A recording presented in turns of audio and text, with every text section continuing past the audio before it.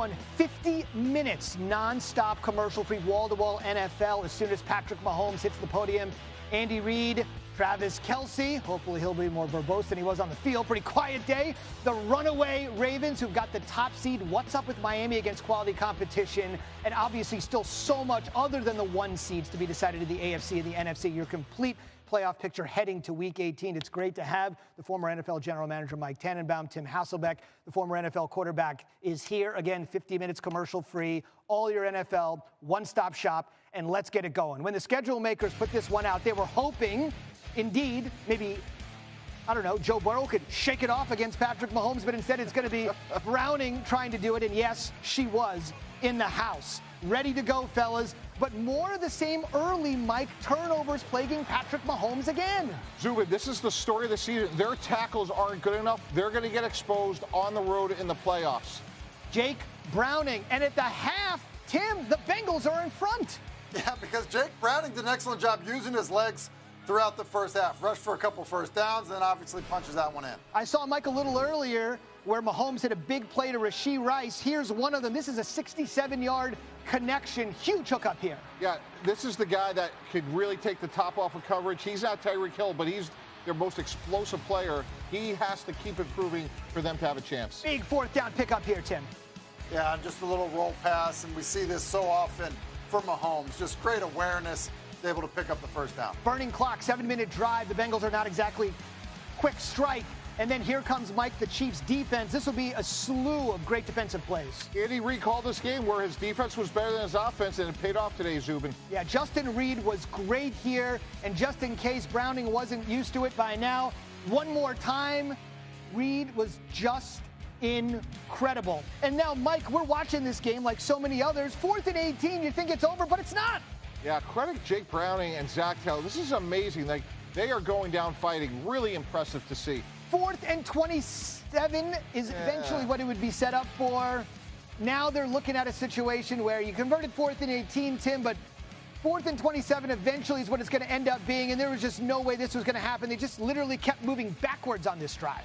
Yeah, and it wasn't because Steve Spagnuolo was bringing a bunch of pressure. It was just a good job of the front for Kansas City of getting home. And this one officially, Mike, ended it. Yeah, 4th and 27, that's the season for Cincinnati. Again, game effort. Graziano with one of the defensive studs, they made it happen.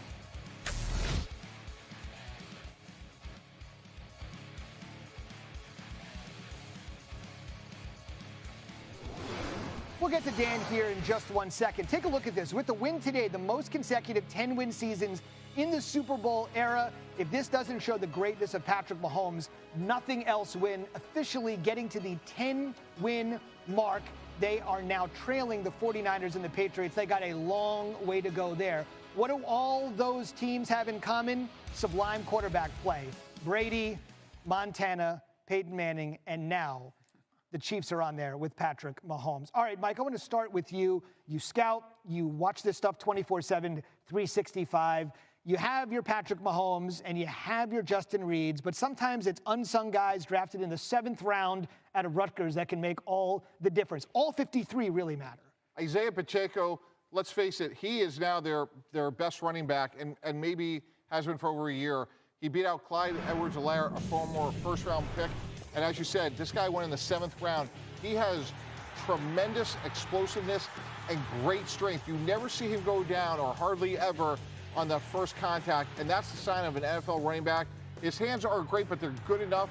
And when you can make the first person miss and break tackles, that is the elements of a productive NFL running back.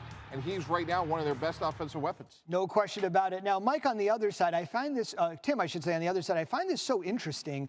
When you think about it, among the NFL leaders in turnovers are Jalen Hurts and Patrick Mahomes. I want to cue in on the Chiefs. They continue to win. They get to the double-digit mark. They're probably going to open the playoffs on the road. They can win anywhere, but it's going to be hard to win anywhere if you're this loose with the football. And even in the win, the problems continue today. You're exactly right, Zubin. Mike said it earlier about the tackle play. That's a big problem. Look, you can have a great quarterback, but if you can't protect him, then it doesn't matter. You saw that kind of rear its head in this game. The other aspect of it is this. Their receivers continue to fail them. Here's Marquez Valdez-Scantling on a 3rd and 3 play. Mahomes is under pressure. The ball is there. Yeah, should it be a foot out in front? Yeah, but you got to catch that, and that's catch and run opportunity. Then on a ball down the field, so oftentimes this is a score. I just don't think that he tracks the football well, and if he does, it's probably a catch, and if he tracks it extremely well, it's probably a catch and run after it. I just think when you look at them right now, they're a different offense, and because of that, just look at the stat line the last few weeks for Travis Kelce. Like Travis Kelce, this is 3 games in a row now where he hasn't had a huge impact on the football game. And I think it's because he's getting more attention, because there really isn't a ton of fear out of the wide receiver group in Kansas City. That's a great point. As Kelce said on his own podcast this week, he's been playing like fill in the blank. It's cable TV, but even I can't say that. You've got one thing you want to add to this. Yeah, Zubin, to Tim's point about them struggling, and you can look at Patrick Mahomes' production, their last 6 drives ended with field goals. Andy Reid's a Hall of Fame coach, Zubin. He knows what he has right now. His defense is playing better than his offense. You take the 3 points and then play good defense. But their last 6 drives did not result in a touchdown. No question. You saw the accentuating of the offense there in the second half. As for the defense, which really has been carrying Kansas City all year, after the game, our Dan Graziano caught up with George Karlaftis.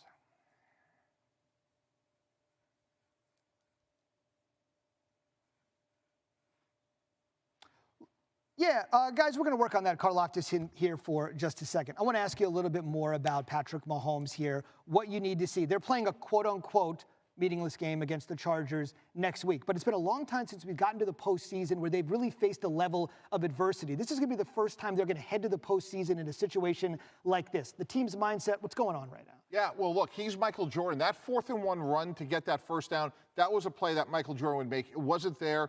He used some quickness and he used some strength. But Zubin, Tim alluded to it earlier, and Tim knows because he's a former quarterback.